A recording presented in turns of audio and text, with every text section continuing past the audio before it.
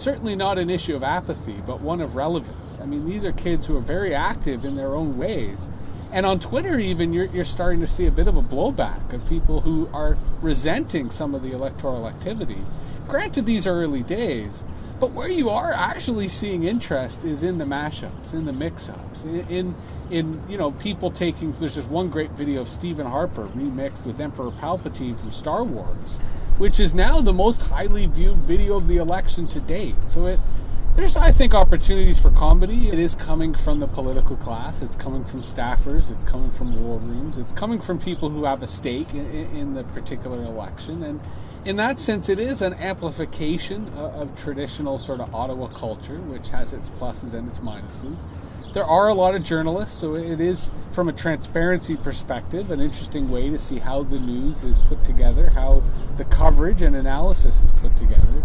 But you're right, it's a minority. It's a small group of people whose views are being amplified across the country. And that's where I think some of the individual ridings are a little more interesting, because you get some kind of green staffers who are just figuring this stuff out, making some gaffes, and perhaps giving a bit more of a closer glimpse as to why you should vote for who you want to vote for. The whole promise of social media is to reinvigorate the democratic process, to create more depth, to create more opportunities for involvement and engagement.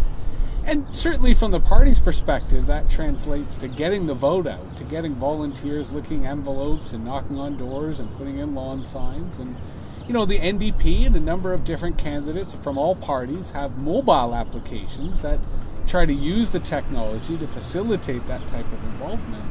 But I think we have to reserve judgment, and I personally am a bit skeptical as to whether it's actually reaching new people or just amplifying the same old suspects.